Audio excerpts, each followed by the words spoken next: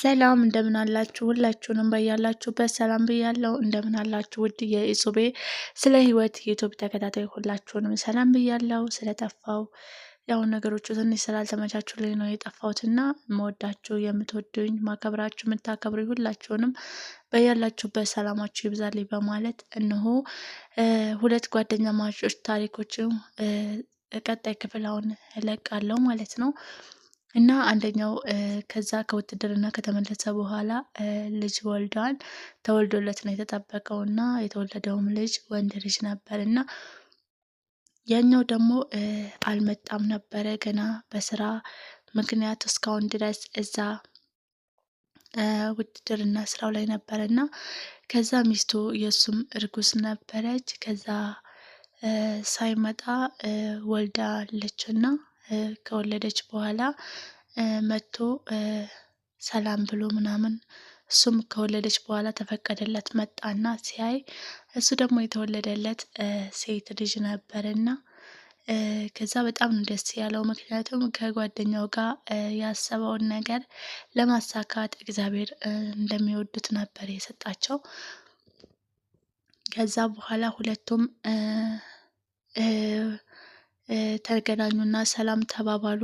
በጣም ደስተኞች ነበሩና እንዴት ነህ ተባባሉ። ከዛ በኋላ ልጅህን ለልጃችን ብንድር የኔና ያንተ ጓደኝነት ከጓደኝነት አልፎ አንተም አያት የሆንክበት ልጅ እኔም ደግሞ አያት እሆናለሁና ሁለታችን ስጋ እንሆናለን ልጆቻችንን ብናካባ ብሎ ለጓደኛው ይነግረዋል። ማለት ይሄ ነበር በፊት እነግርሃለሁ ስትለኝ የነበረው ሲለው፣ አዎ እንደዚህ ሆነን ከጓደኝነት በዘለለ የሚገርም ቤተሰብ እንሆናለን። ያንተ የልጅ ልጅ የኔም የልጅ ልጅ ስለሚሆን ቤተሰብ እንሆናለን ይለዋል። ከዛ በደስታ ነበር የተቀበለው። ደስ ይለኛል እና እሺ ተባብለው ሁለቱም ልጆቹ ገና ሕፃን እንዳሉ ለሁለቱም ልጆች ቀለበት ያስሩላቸዋል እና ቀለበት ትንንሽዬ ቀለበት ገዝተው ያስሩላቸዋል ታጭታቸዋል በማለት ማለት ነው። ከዛ ሁለቱም ታጩ። አባትየውና የኛውን ጓደኛ ማቾችም ከዛ በኋላ ከዛ ውትድርና ወጥተው ሌላ ስራ መስራት ጀመሩ። ግን ይገናኛሉ፣ ሁልጊዜ ጓደኝነታቸው ይገናኛሉ፣ ያወራሉ፣ ይጫወታሉ። እንዲሁም ደግሞ እርስ በርስ ብቻ ሳይሆን ልጆቻቸውንም እየወሰዱ እንዲቀራረቡ፣ እንዲያወሩ፣ እንዲጫወቱ ያደርጋሉ። ህፃን ሆነው ጀምረው ልጆቹ ማለት ነው።